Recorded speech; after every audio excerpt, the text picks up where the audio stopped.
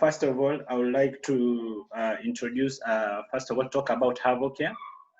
Avocare Consultant is a company which we established in order to help farmers, and it's a registered company. So our main target is to make sure that the farmers practice what's right in this venture of Hass Avocado. And we promise to be much closer to all farmers to make sure that they attain whatever they want to attain in this venture. And by the end of 3 years, to make sure that you get good produce or good yields in your venture. Okay, now, Hass Avocado. The Hass Avocado, let me give a small brief story, or actually the brief story about Hass Avocado. Hass Avocado, it was started in 1926. And before Hass Avocado, there is another variety called Fuerte. Fuerte variety, it was a dominating variety in US, and it started in 1926. By that time, all people in California were consuming Fuerte variety. By 1926, Mr. Rudolph Hass, this guy was just a postman who actually he liked eating avocados, and he got some varieties, and he decided that he's going to plant on his compound. So he planted few varieties of, he got like 4 trees, and he decided to plant these four trees on his compound. So after 3 years, he noticed that that one was the Hass. It was the Hass avocado. So they decided that they have to multiply this Hass avocado in terms of getting more trees. And one feature which they noticed on Hass avocado, it was the color, which was turning to dark black compared to Fuerte, which was green in color. So he decided to plant the tree, and most of his colleagues decided and say, okay, fine, we really need to plant to this variety. So they planted the variety, and when Hass realized that this variety of avocado is so important, what he did, he patented it. He patented in 1935.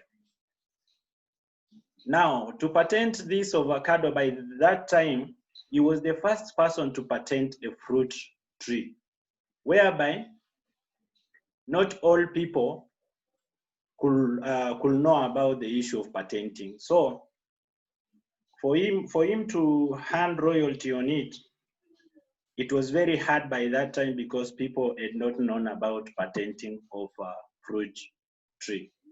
So according to his son, he says that after his father patenting Hass avocado, the only royalty they got, it's only $4,800 all over the world.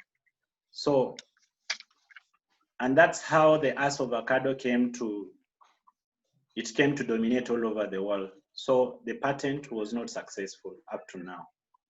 Okay, now, Hass avocado, it entered into Guinness Book of Record, and it was given a name as the most nutritious fruit known to a man because of its proteinous factor on it. If we come to talk about the varieties of avocado all over the world, we have more than 400 varieties of avocado all over the world. But we shall the most demanded one, it's only 2 varieties, which is Hass and Fuerte variety. Now, let us now go to the topic of today, which has brought us on board, and which we shall start by avocado as a viable enterprise. Why Hass avocado? Why not any other avocado? This is an enterprise whereby it worths everyone's investment. Who thinks that farming is a great venture or either is a best investment for you? First of all, Hass Avocado, it's less risky in terms of establishment and actually in terms of selling and whatever the thing. It requires low cost inputs. Those are the major things. We are trying to come up with the major thing. Why should everyone embrace Hass Avocado? It has a lower maintenance. And another thing, it has a shorter time maturity cycle compared to any other variety all over the world. It has a good, it grows vigorously. And another thing which people actually should consider in Hass Avocado is the thicker skin that makes it superior more than Fuerte or either other variety. It was very hard to convince people those days to venture into Hass Avocado since they were doing Fuerte. Why? Because, you know, with African mentality, not even African mentality, but human being mentality or whatever, they used to dislike the color of Hass Avocado for being black. I mean dark black when driven. But Fuerte actually is a bit yellow, greenish. So to convince people to shift from Fuerte to Hass Avocado, it was a very hard task even to Rudolph. To ask Rudolph, the founder of Hass Avocado. But now, it took him time to convince people by telling them the importance of Hass Avocado, how it has shelf life, how it has, the fruit part of it, the yellowish color, which actually, whenever they make juice, it gives that attraction and whatever. So it took him some good years to teach people about this. And so those are the importance why everyone should venture into Hass Avocado. And if I finalize by saying that Hass is readily available, it has a readily available market all over the world, worldwide. And another thing which people has to understand is it provides health and nutritious benefits. As a major factor, that's why it's boosting the growth demand all over the world. Now, so actually, like now, we want to see the market availability for this fruit. The market availability for this fruit, avocado demand is skyrocketing compared to any other variety. If we can see the statistics between over 10 years, past 10 years, yet the supply is still on constraint. So the avocado world market has increased its size to almost 4 times larger compared to previously. At the end of the 2009 avocado season, approximate 693,000 tons of avocado were exported all over the world. If we compare that mode of 2009 and 2019, which is last year, it gives us actually an estimate to see how this industry has really grown that big compared to any other industry. So in 2019, the number of avocados exported was 2,140,000 tons. So you can see why you should venture into Hass Avocado compared the way the market it keep on expanding. We said in 2009, what was exported, it was 693,000 tons. If you compare with 2019, what was exported all over the world, it was 2,140,000. Wow, that's so great. Majorly of this increase can be counted to the increasing demand for avocado around the world and worldwide. Understanding of the benefits of the avocado. Now, if we come and see the leading exporters all over the world, at the current state, Mexico is still leading in the export of Hass Avocado compared to any other country all over the world. And when we say that Mexico is leading, if you can see the statistics of 2018, 2019, these guys, they harvested, or this country, they harvested 1.9 million tons of Hass Avocado. actually it was grown, it was actually, I mean, that was what they produced. But what they exported on 2018, 2019, they exported 1,198,000 tons of avocado. You know what is really favoring Mexico is one thing is their climate. They have a microclimate whereby it enables them to be on production throughout the year, from January to January. So that's the interesting part about their climatic condition compared to other continents. And that condition, it allowed almost all year round production and its development of the industry, as well as land size available for crop produce, which means they have a very good land in terms of this production of Hass Avocado. So that is the leading producer all over the world compared to any other country. If we go to number 2, the country which it's number 2 in production, that's Peru. Peru, kindly sorry about that. I want to talk about something concerning Mexico. You can imagine Mexico only produced actually what they exported. It was 1,198,000 tons, and they only exported to USA compared to any other country. So this one tells you that if these guys they are the leading exporter of Hass Avocado all over the world, and their only consumption they exported to USA, whereby their avocado is being consumed 80% in US. So that one tells you it gives you a room to estimate how the market of Hass Avocado is. So that one, it's one assurity to show you that you should never get scared of venturing into this Hass Avocado project. By the end of the day, it worth that investment.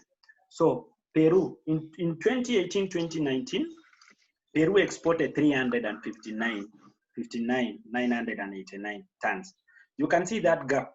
Peru is number 2, and they managed only to export 359,000 tons, while Mexico is exporting 1,198,000 tons. Wow, that's so big gap. For Peru to reach and cover that gap, it will take them some good years to reach actually to cover the gap.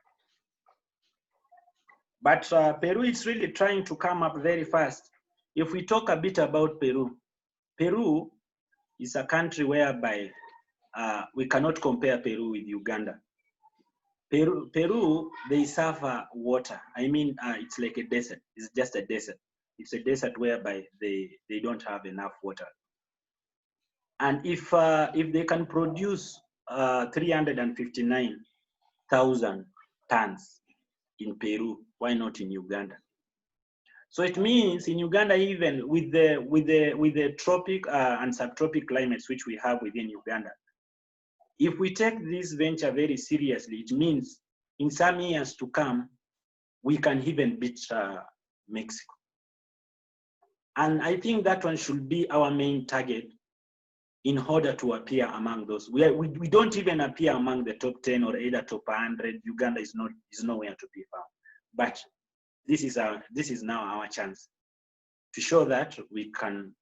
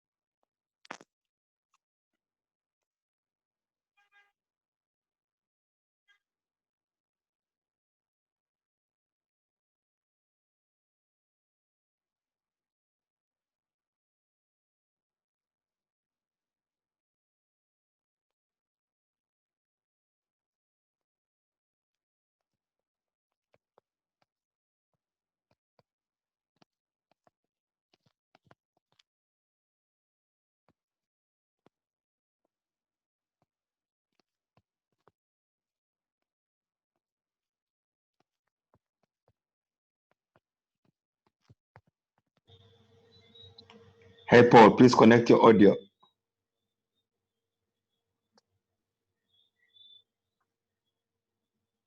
Hello, are you getting me now? Yeah. Okay. We've been off for about a minute or something. Kindly, I'm sorry about that. I'm sorry about that. Okay. If I talk about, we were still talking about Peru, and we were trying to compare the climatic condition of Peru and this one of Uganda, or either Africa at large. And we see in Africa at large, we have good climatic condition compared to Peru and even Mexico. No, but Mexico is a bit, they are having tropical. But in Uganda and most of Africa, particularly Uganda, we have tropic and subtropic, which is even really great for us in terms of this venture of Hass Avocado. So if we may talk about number 4, the number 4 country in terms of production, which is Chile. Chile, actually, the 2018-2019, what they exported to European market, it was 200,000 tons of Hass Avocado. So this one tells us that if we really focus into this, within between our first production and 7th year, we can be able to export this. So we should work very hard to make sure that we can really achieve this. You can see like there's some statistics which they were trying to compare, like Chile now, where they are suffering the problem with water, the shortage of water. To an extent now, they have even named avocado as the crop which finishes water in Chile. But that's not the fact. But according to, there's a certain story, if you read much concerning avocado in Chile, you will see, you will hear there was a river which was passing the village in Chile. But now when the Bazungus came to Chile and established the orchard, they actually, those orchards consume all water within Chile. And that's why they were doing the statistics of saying that production of 1 kg of avocado in terms of water usage, it is 64 more times compared to 1 kg of tomato. You can see that difference is so wide. But now in terms, when we, in our next discussion, when we'll be talking, I'm really preparing a topic of water. I mean, the liters which we are supposed to use on producing 1 kg of water. So we shall talk much concerning the irrigation part of it and water on avocado. So let us now talk about the importers of these avocados. We have talked about the exporters, which we have talked about Mexico. We have talked about Peru. We have talked about Chile. And now, we, finally, before entering to importers of avocado all over the world, I can talk about Africa first. And when I talk about Africa, there are those countries which were on this production of Hass Avocado. First of all, like South Africa has been in this production of Hass Avocado. If we come to Tanzania, Tanzania came in before even Kenya, but now actually they never took it serious. And Kenya, because of their aggressiveness, they dominated in this. Another secret, which actually like Kenya is almost another African country to take a large leap over the past season, increasing from 47,000 tons. 47,000 tons, that's in between 2017 and 2018. That's what they exported. They exported 27,000 tons in 2017, 2018. And in 2019, they exported 2018, 2019, they exported 75,000 tons. So it means they are really increasing. So you can imagine one thing. If Chile, if Mexico is supplying and the demand continue going up, if Peru supplies and the demand is still going up, Kenya has already actually exported in 2017 they exported 47. Now 2018, 2019, they exported 75. That one shows you the market is really growing very fast. So we should not get worried by saying that either market will flood. More countries and more continents they are opening up their market. So that's one thing. Now, if I talk about, and by the way, for Kenya only to export 75,000 tons in 2018-2019, this pushes Kenya into the 6th spot of avocado export volume in the world. They became number 6 all over the world. And another secret which I should tell you concerning Kenya is one thing. These guys, they don't have farms. Uganda, we have large farms. If we take this project very serious, we are ready to beat Kenya, and moreover, we can become even number 1 in Africa.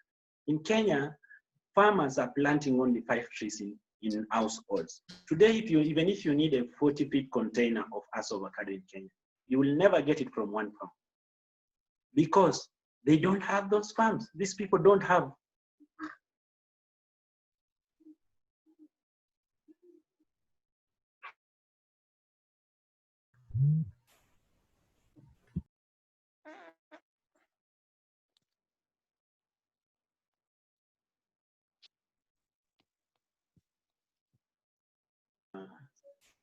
Let us try to minimize and see what we can do.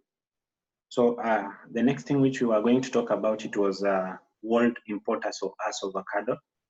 And we said that, okay, the major country which imports Hass Avocado, that's North America. North America remains the world lead for importing avocados. And actually, they're importing up to 52% of the world's imports, with the majority of imports coming from Mexico, followed by Peru, Chile, and Colombia. During the 2018-2019, USA imported 1,058,000 tons of avocado, up from 982,000 tons previous years, and drastic increase from 603 tons in 2003 to 2013-2014.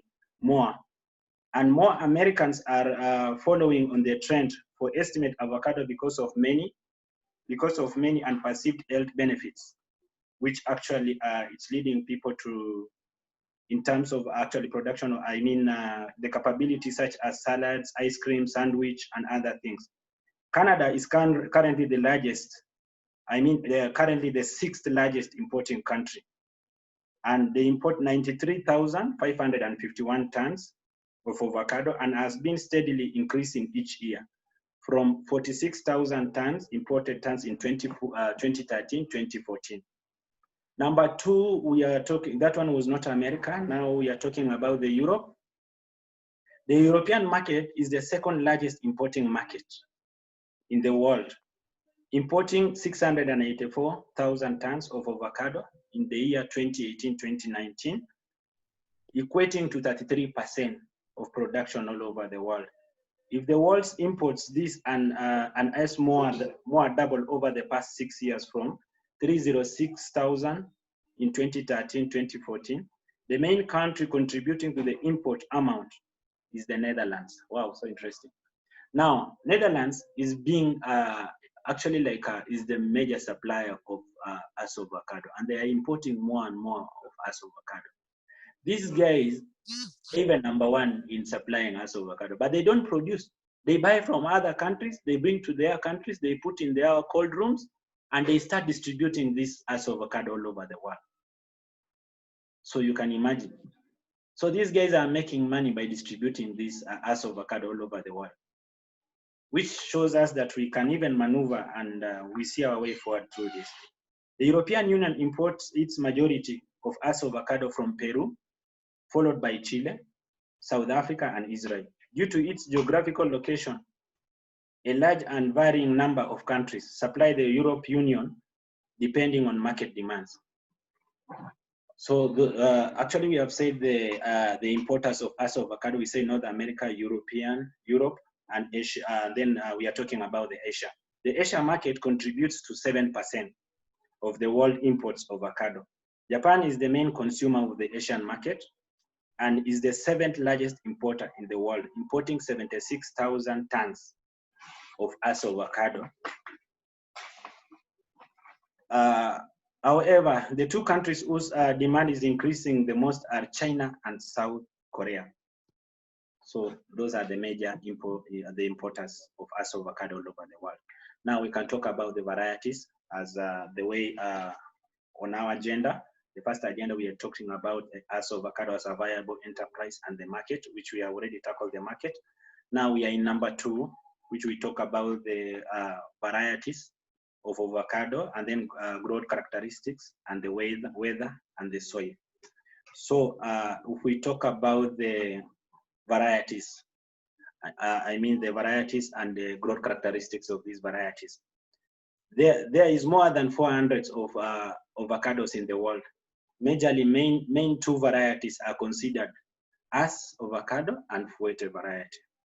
Before Hass, Fuerte was the industry. It was the industry standard avocado in California. It was first propagated in 1911.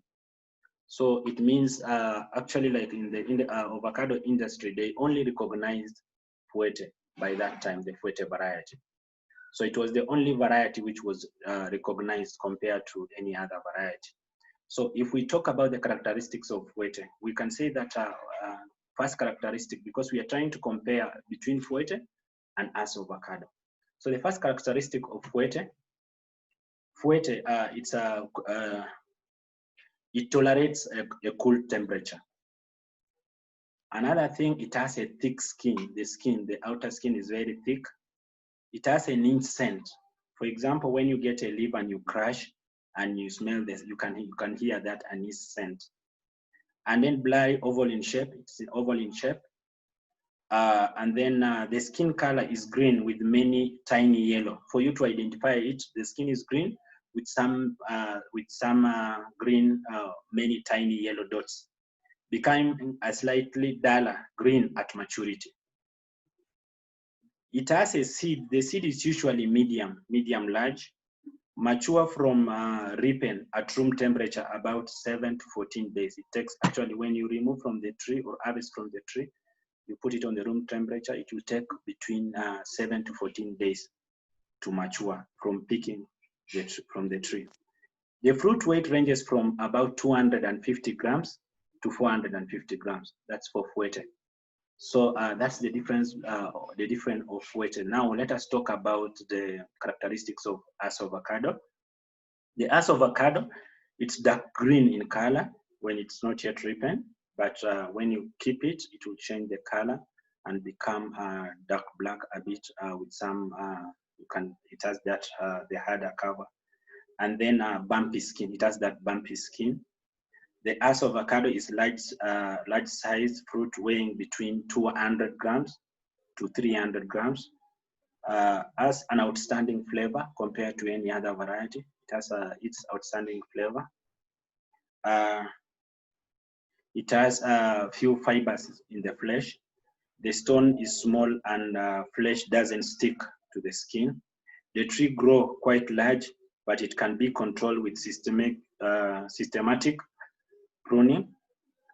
So those are the two.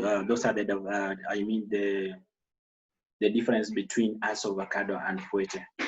And you know, in Hass Avocado, it has no disadvantage. The only disadvantage which Hass Avocado has, it's only one. It has only one disadvantage, and that only one disadvantage which people keep on talking about, and we'd say that because Hass Avocado has everything, excellent quality. It has popular size, the seed, which is very small, and it's a good shipper. I mean the shelf life. So the only disadvantage which Hass Avocado has is the black color. That is the only disadvantage which it has. It has been associated in the minds of the public with poor quality fruit because of its color, which is not true. So the color, actually, it's what is being considered as the poor fruit. But what is inside, the yellow color in it inside, it's what's making people to start thinking of guacamole and whatever. That's the major part of it. So now I want to talk about the weather conditions, whereby that one was it was our topic. That topic, it was our second topic. So we talk about the weather condition. What are the conditions to be considered when you are wanting to plant avocado? Can I plant on a waterlogged? Can I plant where? These are the climatic conditions which you have to consider. Climate is the most important factor involved in growing Hass Avocado. There may be ample water and the best soil, but without suitable weather condition, the avocado will not grow. So you may have everything, but now without suitable condition, it will never grow. You will be overstraining yourself. Like now, when China noticed that, okay, fine, the Hass avocado, first of all, they started with macadamia nuts. When China noticed that macadamia nut was the most expensive fruit all over the world, they wanted to become number one. They wanted to become number one in establishment of avocado. I mean, the macadamia nuts. But now, with their favor, with their climatic condition, could not favor the tree. They planted massively. They planted a lot of acreages of macadamia nuts. But at the end of the day, the production which they got, they could not even beat Australia. Australia was still leading. The same thing happens with avocado. They have everything, but now their climatic condition is not favorable. So that one should never even worry a farmer that China will produce more avocado and it will flood the market. God was so grateful to everyone, to every continent with their environmental and climatic condition. With Africa, with the tropic and subtropic, the climatic condition we have, it's really great for us. But China now, they are suffering with a lot of frost and other things with their climatic condition is not favorable to this tree. And this tree needs a lot of sunshine at least for the fruit to set very well. So with those climatic conditions, even if they have planted 1,000 of acreages, at the end of the day, they will never meet to satisfy the demand, the supply, I mean. So that's so we had said the climatic condition. We say the climate is the most important factor involved in growing Hass avocado. There may be ample water and the best soil, but without suitable weather condition, the avocado will not grow. Avocado will not grow and produce successfully in desert areas where it is too hot, or in low-lying areas that get too cold. So that too cold, the frost avocado will never do well in a frost region. Avocado is a tropic evergreen fruit tree found in most parts of the world. Uganda mainly experiences a wet, dry tropic climate, with the southwest forest becoming tropical moist, which automatically that one has shown that we are in tropic, and even we're still relying on subtropic. So still, with our lands which we have within Uganda, actually that's a clear indication that when this fruit will be planted in Uganda, we can still meet as the way Mexico is producing, Chile and these other countries, even Kenya. That's why the Kenyan climatic is more favorable. The main or the long rains arriving, actually, like in Uganda, the long and the main or the long rains arriving, it arrives between March and May.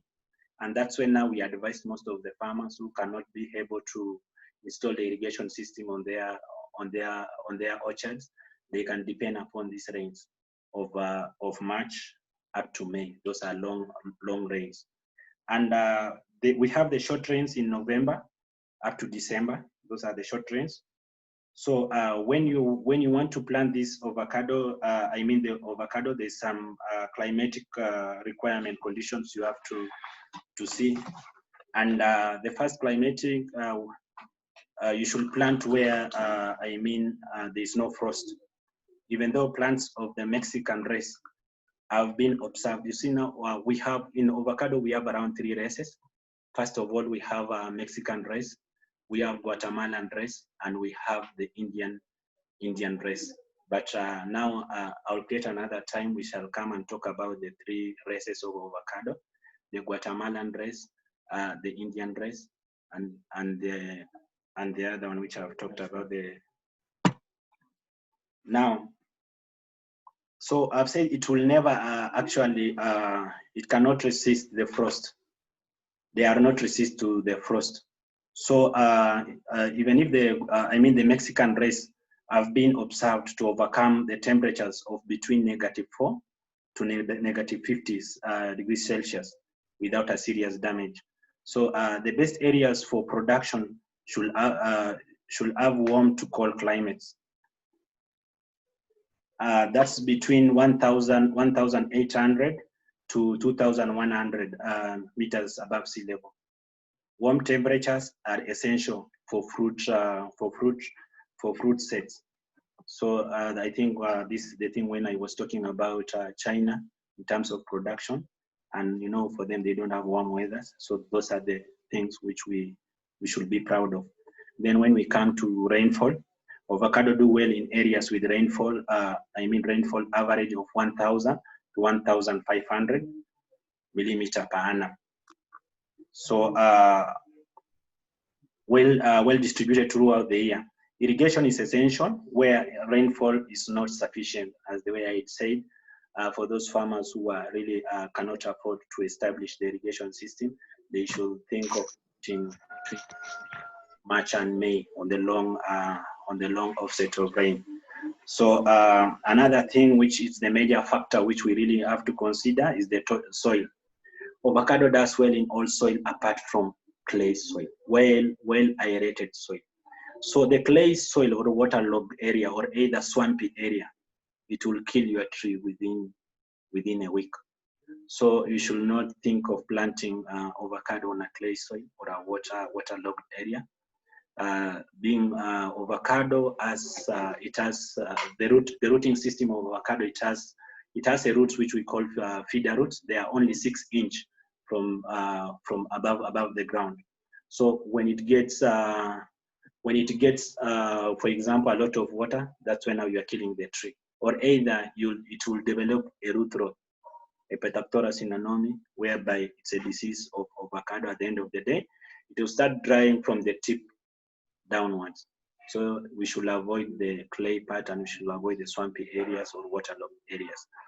So avocado can be grown in a wide range of soil, provided that they are well drained and of at least 120 centimeter depth. The soil should not be saline, since avocados do not tolerate it. The best soil are medium sandy loam with the pH of 5.5 to 6.5, and even with some statistics, they say that with the pH of from 5.5 to 7, it is still okay. So another thing which you have to consider is the wind. When you are actually really planning, in terms of weather and whatever, you should consider wind. And the wind, actually, the avocado tree is easily damaged by wind due to its brittle branches. Moderate high winds can cause severe damage. Shelter belts around orchards in strong wind areas are essential. For example, when farmers are really planting avocados, we keep on insisting that they should consider windbreaks. And we say the type of windbreaks which is really available and really grows very fast. We consider using Gravelia robusta, the tree to plant along around the boundaries. It will enable, actually, it will block the wind from damaging our trees. Another thing with the Gravelia robusta, it fixes nitrogen to the soil, which is really good. And another thing with it, you can use the leaves by feeding the animals. So those are the important part. So now, so we have talked about, we are remaining with some other things which I saw it would be very wide for us to, it needs a full topic to create. I'll create a full topic for it, which we say water demand. We have agroecological zone, do's and don'ts of Hass avocado growing. Now I can talk about do's and don'ts of us of avocado growing. First of all, we say that if we can take that topic of do's and don'ts of avocado growing. The first thing which I should consider in growing avocado, the first thing is you have to get seedling from a well-known company, and it should be the real Hass avocado. Because actually there are two types of avocado in terms of actually, apart from Fuete, among the Hass we have Hass type. We have the lamp Hass, which actually I think on the group you have seen most of the Kenyan guys they are posting by saying that golden Hass and the giant Hass. The golden Hass is the Hass type, and the giant Hass is the lamp Hass. Why are they calling it giant? Because it's big. In terms, actually, it's really rough in surface and it's big compared to any other variety. So you should be more careful where you are sourcing your seedling. By the end of the day, you have to make sure you're getting Hass avocado, but it should be a Hass type. Should not be a lump Hass. But even lump Hass, it's a good avocado, because at the end of the day, if you plant Hass avocado type, still we consider as type because of in terms of production, you get more produce in it compared to lump Hass. Lump Hass, on a tree, you can get only like 6 kilos at the end of the third year. You can get like 6 kilos compared to as type, which will give you 24 kilos on the third year. So another thing is terms of growth. When you see a lump Hass, when it's growing, the leaves are ever shiny and opening of buds. Opening of many buds. You can harvest lump Hass this season, but next season you will not have anything. Or either you can harvest this, this season, and next season completely you will never harvest anything. So that's the disadvantage of having a lump Hass in your farm. So farmers should be more careful where they are sourcing their seedlings, and they should be much contented to know that they are getting a Hass type. Now, another thing, a farmer should get a well-propagated seedling, which has been raised on a good nursery. For example, Pythoctora, the root rod does not start from your orchard, it starts from the nursery. So it means you have to get a well-certified, clean seedlings. And another thing, you should get a mature seedling. What do I mean by mature seedling? A seedling between 8 months to 10 months. Now, some few months, some weeks ago, we were talking about the growth size of seedlings. Should we plant a seedling which is between 8 to 10 months? Should we plant a seedling between 8 to 1 year or 1 year and a half? That one is another thing. You can leave a seedling up to 1 year to 1 year and a half. And for me, I can plant a seedling between 8 months and 10 months. There are two different things in those two seedlings. A seedling between 8 months to 10 months, it will grow faster compared to the one of 1 year to some few months ahead, because of one thing. The growth rate of a plant. We have something called phenology. The phenology of a plant. The phenology of a plant is the growth stages. So when you are having an avocado which is above 1 year and above, I'm not discouraging that, but you have to know about this. Yes, you have to do that. Actually, you will propagate it, but you will have to feed it more. But for a person who plants avocado between 8 to 10 months, when you plant it, that one, it's still under the good stage, the growth stage. So when you plant this thing, it will grow very fast. I want a farmer to try this one. We are going to do this one as demonstration soon. We plant the tree which is 1 year old, and we plant a tree which is between 8 to 10 months, and we see the growth rates. So those are the major part of it. Another thing, you should buy a seedling which is well hardened. Well hardened seedling, and the grafting tape has been removed. That wound should heal very well. When you take a seedling to your farm which is having a grafting tape, it has not yet healed very well. And assume, for example, you are watering these trees from your farm, which actually you have just opened the tape.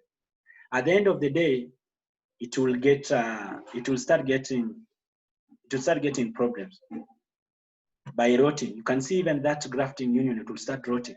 And once it started rotting, it will die. The tip will die, you'll start developing. As the way I saw Doreen posted a certain avocado which he got from Musubi. And I think because of transportation factor, the tip came off and she never realized. And she went and planted. At the end of the day, the tree, the local part came from down and it came up. So she was thinking that it was local, Musubi supplied in local variety, but that's not true. Because if you see that tree very well, there's no any grafting point. So when you get, the well-hardened tree, it means you're avoiding yourself from more risks. The risk of losing a tree, the risk of breaking it along the way, the risk of contamination in terms of root rot. So getting a well-cleaned seedling is really important. So I think we have tackled much for now. So I'm planning, maybe I will open up a floor for people for question and answer session for a few minutes remaining. Then we shall prepare another topic and then we shall update you. Kindly, thank you so much. Kindly, the floor is open for everyone, please.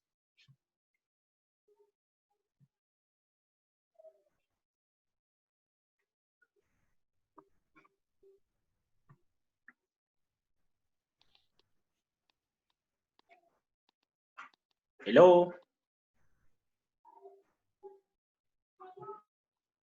Some question here.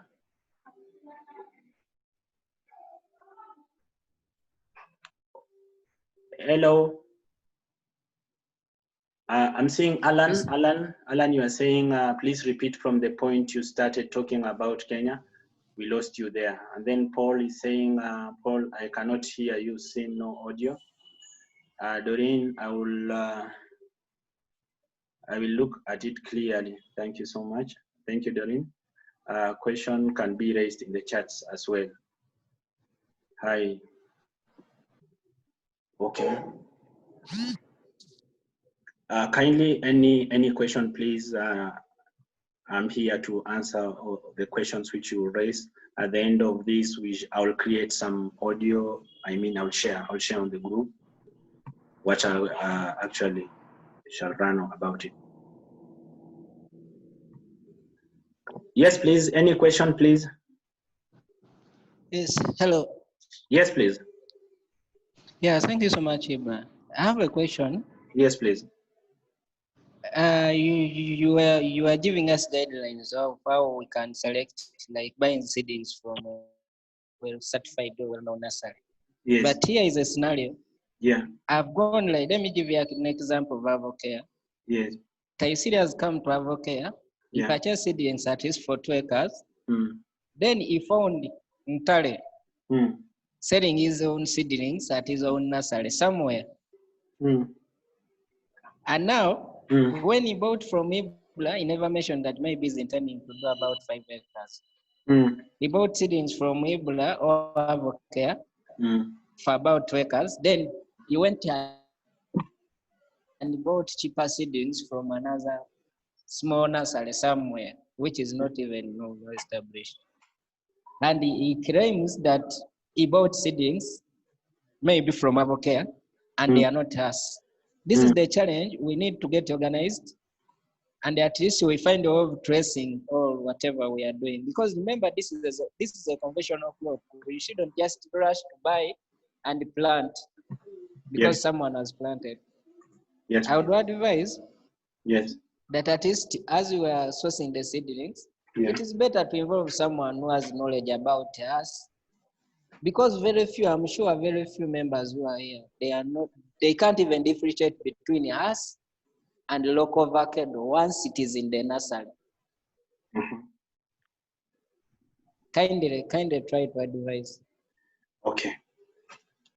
Thank you so much, Taisir. Okay, if we talk about the way Taisir has said, kindly, you should not think that for the current state, seedlings are very expensive. We saw that some seedlings, either from actually like other farmers or other group members were advising sourcing seedlings from Kenya. That's not a bad thing. But now, sourcing seedling from Kenya, how do you trust that nursery 100%? How will you know that they are supplying you either as type or they are giving you lump as type? Because all the two are as. So that's the major thing which a farmer has to consider. How will you know that you are getting Hass type or either you are getting a lump as type? That's why we are here to help you. We really request 100%. Kindly, when you are sourcing seedling, try to reach us and we shall advise you how to go about this. Another thing, I remember we had talked about, we have these trees here in Uganda. I was giving an example of Musubi having 83,200 trees. But now, out of the demand, at the current stage, these guys were establishing their seedlings. But now when you reach to their nursery, because you are really, really over anxious and you really want the tree, You end up picking the tree without even knowing that either is matured or is not mature, or has it reached the stage of being taken. So it's really important. Take your time, never get rushed, because if you rush, you are really losing your 8,000 shilling. And another thing, I will consider there's no need of you going to get seedling from Kenya at the end of the day. You'll be paying 14,000 shilling up to Uganda. Up to here, you have not even incurred any other transport, but now just imagine clearing at the border for you to attain that certificate of KFIS. So it's better only we identify those nurseries within Uganda which are actually good for you to get the seedling, and kindly try to contact us. We shall guide you through. Thank you, Tyson. Yes, Paul, this is Fred. There's another question. Yes, Paul. Yes, please. This is Fred. Yeah, thank you for the presentation. Thank you so much, Fred. You're welcome.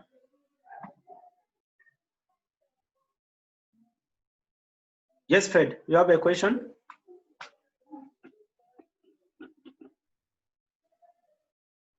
Hello? Tyson?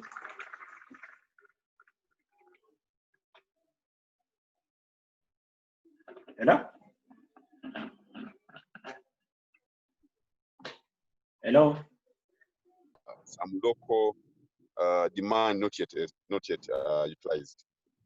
Thank you. Very well. I think I lost you. Kindly, please, can you repeat your question, please? Okay. Are you hearing me now? Hello? Can you hear me?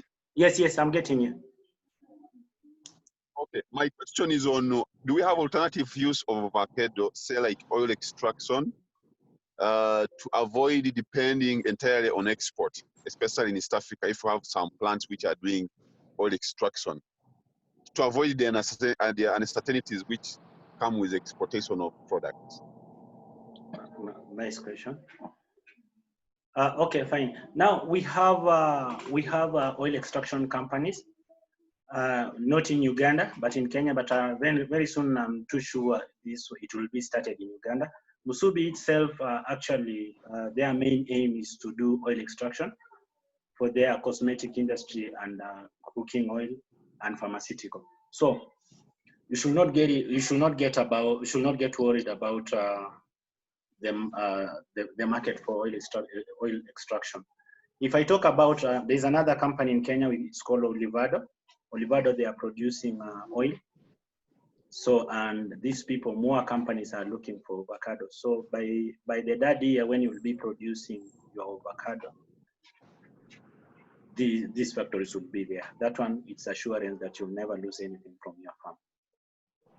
Thank you so much, Fred. Yes, please, another person. Yes, Ibra. Yes, thank you very much for the presentation. Christopher here. Yes, Chris. Yeah, thank you very much for the presentation. It has been really insightful. We are learning so much from you. Thank you very much for sharing. Regarding the lifespan, I would like to know, like, once I start earning from this crop, how long should I expect to continue earning? And I think there are some projections you previously shared showing the productivity, and it seemed to like top at around 9th or 10th year there. So a farmer would like to know, after the 9th or 10th year, will I be able to continue getting like maximum production, or after that it has stopped and the production starts to decline going on? And like, for how long should I be expecting to earn from the fruit? Thank you. Thank you so much, Chris. Okay, fine. If I talk about the lifespan of this tree, you saw like the real mother tree, actually, like for Hass Avocado, which as Rudolph established, it had stayed for 76 years before it died in the year 2002 with the root rot disease. So this tree can stay more and more years. It can stay up to 120. But for you to be on production, you should think of 30 years plan. This tree can stay even more than 30 years. But now we say that, okay, focus your tree, let it be on 30 years, because after 30 years, the production may come down, and the tree may be so tall. For you to start climbing on the tree, and the branches will be now actually like mature branches, you have to cut it down. You have to cut the tree to start regerminating again, for you to have the better produce or better yields in it. Yes, Chris, I think you have got my answer. Paul, this is Godfrey. Yes, Godfrey, you're welcome. Thank you. Yeah. Two questions, and I want to suggest that you take several questions and respond to them. Maybe there are some issues that are cross-cutting. Yeah. My question is, first one is in land preparation. Okay. Yes, please. Yes, please. According to the photos, that they require soft soils to spread the roots. So I think one needs to actually, preferably, to open the land maybe with a tractor first before you go into. Okay? So it is an investment somebody has to make. And secondly, I've been to roadside nurseries here, and one of the big business they do is raising rootstock. Yes. Which seems that it's not a controlled process, that even those companies you're talking of, they actually procure the rootstock from roadside nurseries. Yes. Does the rootstock have any bearing in the outcome of the plant? Should we follow up where the rootstock actually, and which one was actually used? Okay. Thank you so much. Now, if I talk about the rootstock, you are saying most of the rootstock are being got from the roadside. That one, it's a bit risky, if I may say, because you don't know how those seedlings were raised. Actually, I can give a scenario whereby I had someone who was doing, actually, when this project started, we, like the first produce, actually, like a colleague of mine was doing, he got some seeds from the road. He got some street boys to collect the seeds. Then they brought to this friend of mine. They washed it, they treated, and then they planted. But now, after 8 months, he planted those. I mean, the seedling, and we started seeing some problems with those seeds, because already this seed has been on that the water trench, which is running. It has been there for some time. It's already contaminated. You just get it and go. At the end of the day, you'll be transferring Phytophthora from from the nursery to your own farm. So I'll strictly advise that farmers, whatever they should do, if you're establishing a nursery, make sure that you buy a fruit, extract the fruit from it, extract the seed from it, wash very well, treat it with antifungal, and then you plant. Because at the end of the day, you don't want to suffer the consequences. Yes, Matt, I think I've answered your question.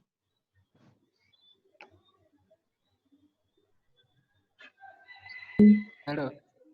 Yes. Hello, Paul. Isaac here. Yeah. Yes. You're welcome, Isaac.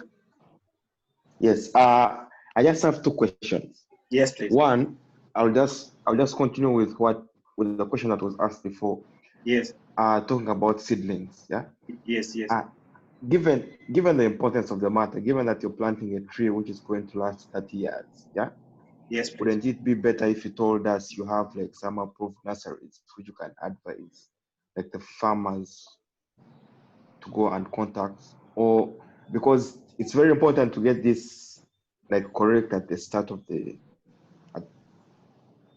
Okay. It's better you get it right from the start. The next question. Yes. You talked about the soils. Yes. Uganda is quite big, and the climate is kind of different in different parts of the country. That's true. Have you done like a quick survey to know like maybe which areas would be appropriate, and like the best areas would advise farmers to maybe look up for land and start like this project? Okay. And maybe those other areas which are not favorable, but you have like advice you're giving farmers to maybe prop up the production in those areas. Thank you so That's it much, for me. Isaac. And Isaac, if I may have, there's a question you had asked me. What is the price difference between export grade and what remains to be consumed in the local or regional markets? Take the example of Kenya. Okay. Now, I think I can, let me start with the recommendation of the nurseries, which I think can be appropriate for you guys to source the seedlings.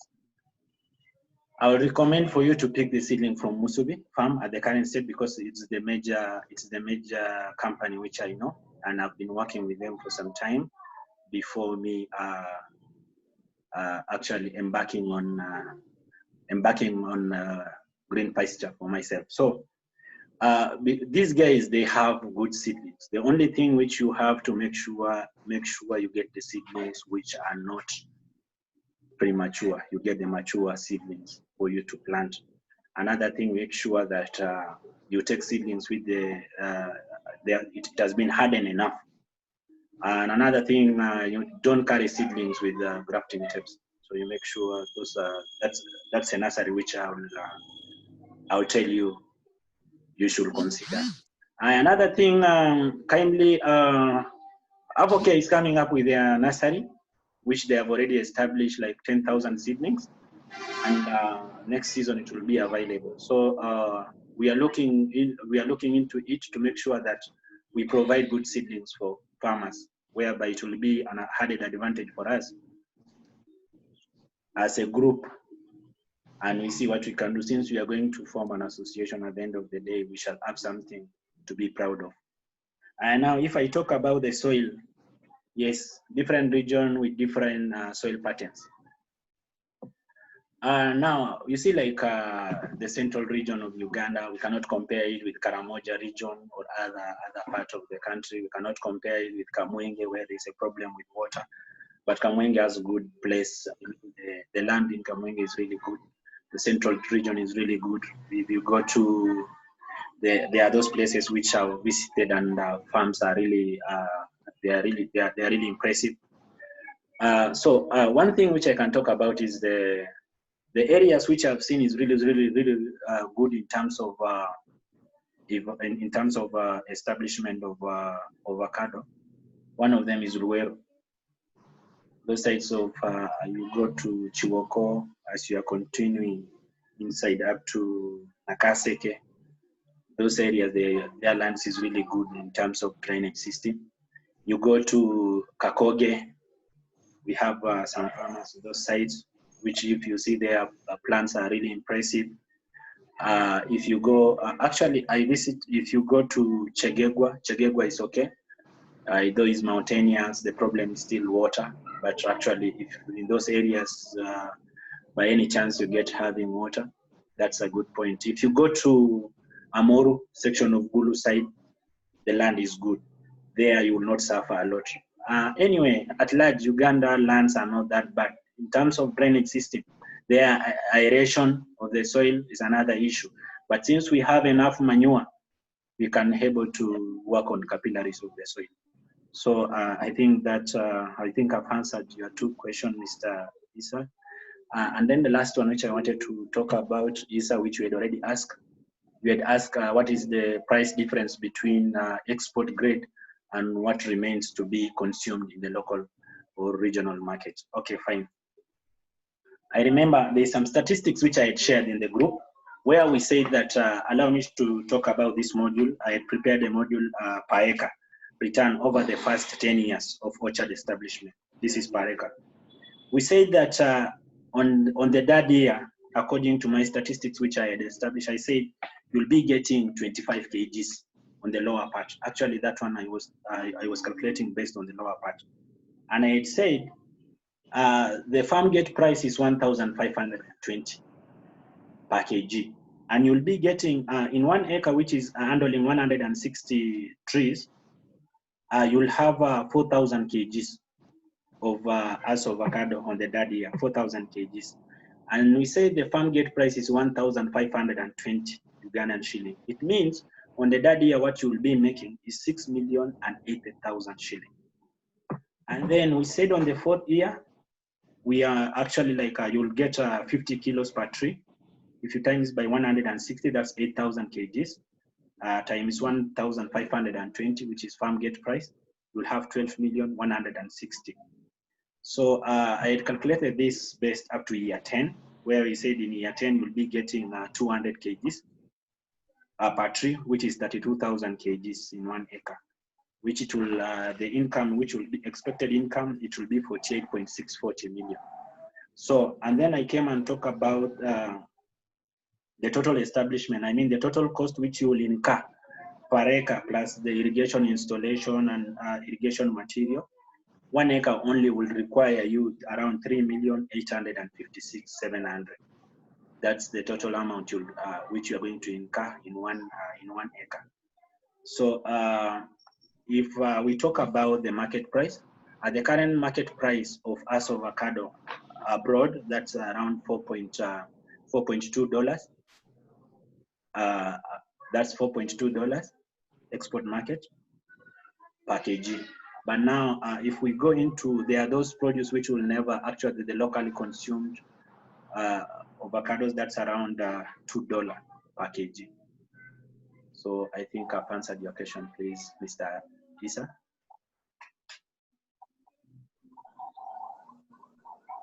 Semwanga Margaret Azuba, you said, where is the Musubi farm located and what are their contacts? Okay, we shall share. Musubi farm is located in Mayuge, and we shall share the contact to you in the group. You will get the contact. Mr. Taisir, you say, at what stage is antifungal applied after grafting or during rootstock raising? Kindly, that one is actually, the antifungal is something which immediately once you have started planting your tree. First of all, before you plant your seed, you must treat it with antifungal before planting. Then after germinating, you have to do drenching by spraying the trees to prevent the contamination of either root to spread. Because the other fruit, once it has started germinating, the fruit will start rotting because of water. The contamination. For you, when you put the seed inside the soil, it gets contact with the soil and you start rotting. So you have to prevent the rotting by spraying antifungal. So it starts immediately when you are sowing the seed. Thank you. Any question, please? Hi, Ibra. Hi, Esther. Hi, can you hear me? Yes, I'm getting you very well. Hi. Thank you so much for the presentation. We're really learning a lot. I just want to ask, I looked at a study where Hass Avocado was grafted onto around 28 different rootstocks. That's true. For them to identify the best rootstock. And when they compared the production after the study, the best, it was like double compared to the one rootstock. So they got like 20 tons, and from one rootstock, they got 40 tons. Have we identified a good rootstock that is giving us maximum production in Uganda? Or do people just plant any tree? Okay, thank you so much, Esther. That's a very nice question. Actually, I remember Dr. Mumpe sometime back, he said concerning we need more scientists within Uganda who can really do that thing. Because we believe in Uganda, we have more than 42 varieties in Uganda of avocado, but all these 42 varieties has not been brought to books. Another thing, because people, most of the companies are so over anxious in venturing into Hass Avocado, but in real sense, they have not yet identified which one is the best rootstock to use in terms of vigor, in terms of resistance, in terms of diseases, you see. But to tell you the fact, Esther, there is no one has done that research. Another thing, the first thing which people should try and understand is when to get the fruit of avocado, which you are going to use as a rootstock. Today, if, for example, me, I really want to start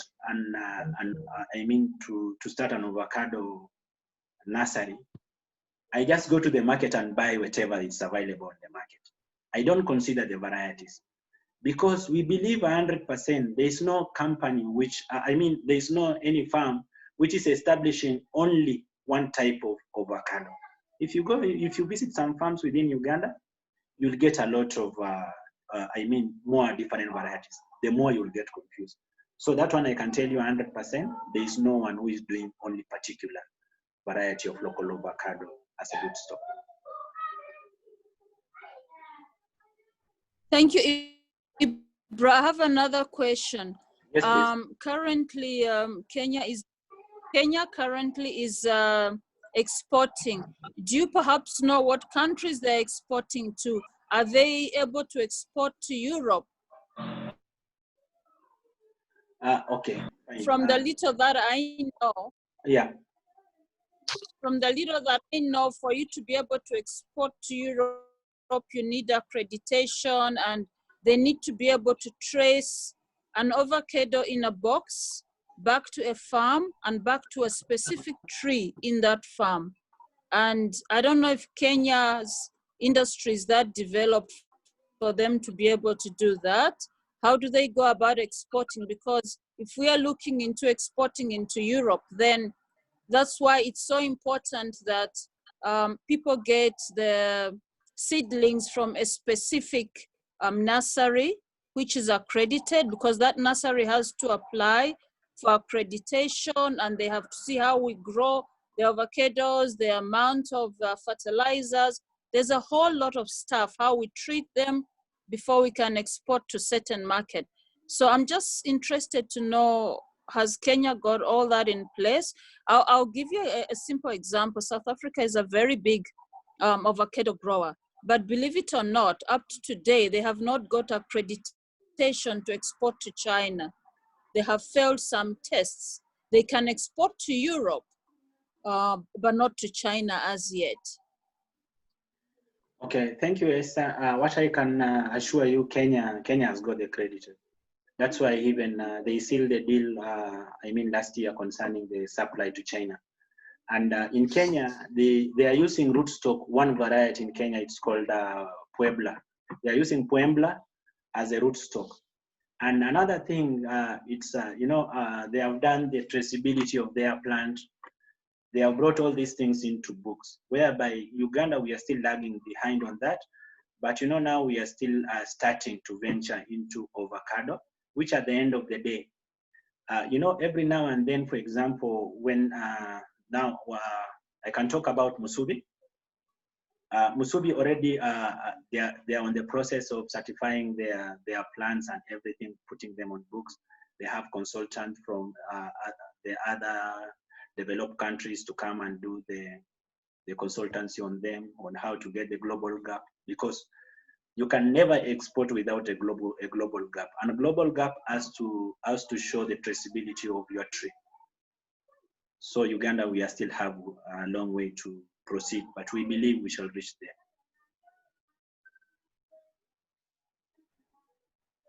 there. Sorry, just last one comment before I leave. So for me, I would advise people that want to look at avocado farming as a long-term business to pass on to generation after generation, to start off by getting the proper seedlings. And if currently Masubi is the only farm that has those seedlings that have traceability, because then they need to get seedlings from there if they are looking at it for the export market. And when you set up your nursery and it's up and running and able to supply Uganda, I'm sure you'll also, since you're connected to Masubi, you also have traceability. But if people want to produce for the local market, or maybe for oil or for further processing into the guacamole powders and the dried avocados, then maybe they can, they don't need to be so specific. So I would advise all of us to be careful and to think long term when setting up our farms. Thank you. You're welcome so much. Now, the thing is, you see, let me talk on behalf of Kenya. Kenya has one dominating company. It's called Kakuzi, the PLC. This Kakuzi, they are the main, actually, they have a connection with farmers. and they are the one who are following up to make sure that farmers are abiding by these rules and regulation for the global gap in terms of traceability and other things. So having one company on board, which actually stands for all farmers, is the best thing which someone needs to do. So which we believe at the end of the day, Uganda will reach the same thing. The only problem we have now is only traceability in rootstock. That's the major thing, which is the major problem we have. But we believe one of the day it will come into books. Thank you so much, Esther.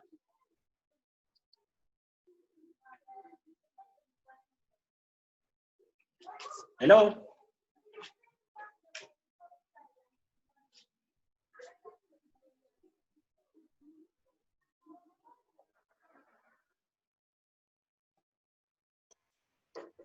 Hello. Yes. I was wondering, it appears like Ibrahim is having some problems with connection. Yeah. We've gone over an hour 20, so maybe we can end the meeting and then continue with questions online on the forum. I don't know what other people think. Yes, Stephen, most I'm of the back on people board. here on the forum, and questions can be raised and be answered accordingly. But the internet is not behaving at the moment. Yeah. Okay, I have a problem with my connection. I think now we can back to the forum in case of any question. It will be posted there, and then we shall answer you accordingly from our main forum of Hass Avocado Consultancy Limited.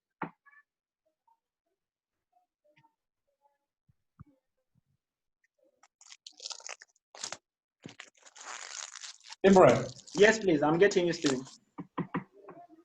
I was wondering, yes, because we have internet connection issues, and we've gone about an hour 20. I was wondering if we can continue with questions on the WhatsApp group, or do members think we still can continue with questions on Zoom because their internet, the internet is not behaving.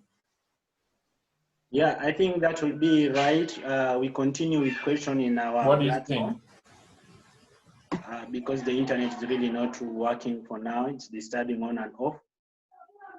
So kindly just post any question in our platform. I'll be there to answer. But we really appreciate your time and in-depth discussion and presentation. Thank you so much. Thank you so much. I just wanted to say that we appreciate the discussion and your time and the information that you've given. I think it's a good starting point, and we should set up more of these with time and with some PowerPoints if possible. If we're looking at seedlings, maybe put some. But it has really been a good meeting and a good discussion. Lots of information given. Thank you so much. Thank you so much. We'll do that. This is just our beginning, but we shall create more of a presentation for the next meeting, and then we see what we can do. Another thing, I'm seeing Isa is asking about our next meeting. We shall communicate on that on our platform. Let us first of all analyze the topics which we are going to discuss about, and then we shall keep on improving in these kinds of meetings.